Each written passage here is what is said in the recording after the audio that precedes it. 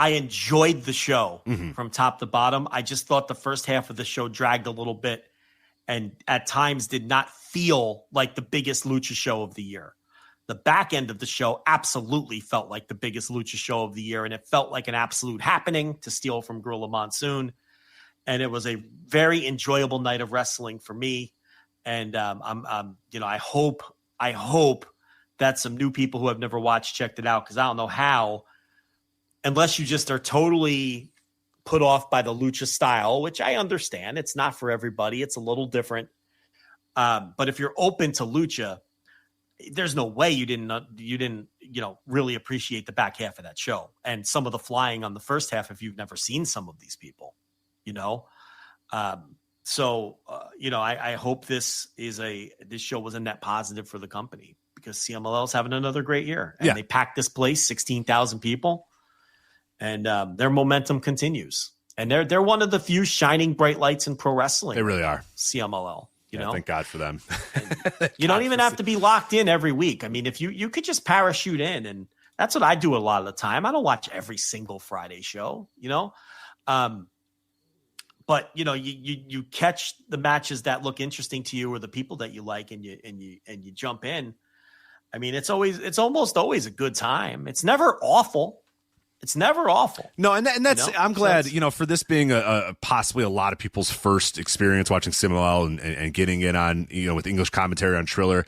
I think the first half of the show, while I agree was not good, I think was at least like fun enough and interesting enough and showed enough variety that I think, if you're a first time watcher, you probably got through that and said, that was okay. That was fine. I don't know if I quite see the hype. And then, like you said, then the back half was pure lucha libre excellence. A hair versus hair match, a mask versus mask match, and then a bloody brawl between Mystico and MJF. And you know what it is? It's the emotion that other wrestling can never capture. Exactly. There's a certain emotion in lucha, in a big lucha match, like the back end of this show, which lucha does better than any other pro wrestling style in the world. Real lucha. Okay. With Japanese wrestling, with Puro, you kind of at the highest level, you have like that fighting spirit that no other style of wrestling can capture in a big, Puro match historically. And sometimes even you get glimpses of it today where it's like, this is fighters wanting to fight and you have to kill them to make them die. American wrestling never matches that energy, and neither does Mexican wrestling. In lucha in Mexico, there's a certain kind of emotion to the big lucha match that Japan can't match and that American wrestling can't match. And then American wrestling has the large scale spectacle aspect that the other two countries can't match. They all have their own strengths, and it comes down to what you prefer as a fan, right? But the emotion that comes with a Mystico MJF and people crying for Mystico and the puddles of blood and how special that was, because they normally don't allow it. And Felino and Rey Bucanero, these old warriors just dying to take each other's hair. And no, it wasn't pretty, but it shouldn't have been. They're fucking old guys. And then the two guys at the end trying to take each other's mask. And it's just, you can't match that. You can't match that emotional energy that a big lucha show gives you. Even if you're not necessarily a fan of the style of work, you at least have to concede that. And I think that this show absolutely nailed that. Yeah, and mask versus mask matches, especially like the one, they always hit on an emotional level. Like, I'm always like teary-eyed when I watch them, and I don't know why, but that's exactly what I'm speaking to. But like, when Valiente's taking his mask off and, the ring announcer has to walk over and say, what is your name? And how old are you? And who are you related to or whatever? It's like, I mean, God, how do you not love that? How do you not love that the pomp and circumstance of this man who we know as this one name? Now, henceforth, it's over. He must now tell us who he actually is. This idea that we don't know who these people are other than when they take their masks off.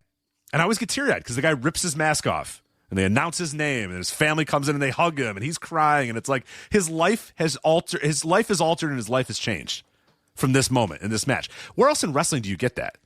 What other match has the stakes where this man's entire career has now changed? Like, truly has changed. Not just, he won a title, or, he has to retire that we know is not true, or, he can't challenge. No, this man will now always wrestle without a mask.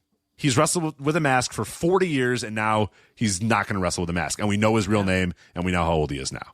Yeah, it's great. You know, it really, and you watch these guys all these years, and now it's like they're reborn. They're a different guy now almost, you know, because it's like, poor Valiente. This guy can't even go to a taco stand after the show anymore unnoticed. You know, I think about stuff like that too. Like his anonymity is gone. He can't take his family to the mall.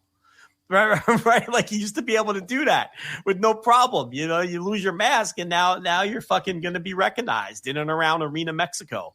In Mexico City, you know, you can't just walk out of the arena and hop in your fucking Toyota and go home peacefully. Like, yeah. You know, it's crazy. And when that mask comes off, it's off. You know, that moment. I know that moment you're talking about. You know, they untie it and they're always hesitant. You know, because that's it. Once it's off, it's off. My face. You're gonna all see my face for the first time. And once I take this off and hand it to I love to handing the mask to the opponent. And you know, you took my mask, but take it with pride. You know what I mean? Like yeah. Like that like you said, two fucking warriors. Yeah. Two gladiators, you know, doing battle, and it's over. Yeah, and you respect your opponent. Sometimes you might attack him after you give him the mask, and you know, well, you know, you gotta, you know, fuck you, you know. They're still, you know, you fucking asshole. He took my mask, but I still just all the pageantry around the mask matches. It's just that's why I always will live for them and just absolutely adore them. Yeah, it's great stuff. This was a really fun show.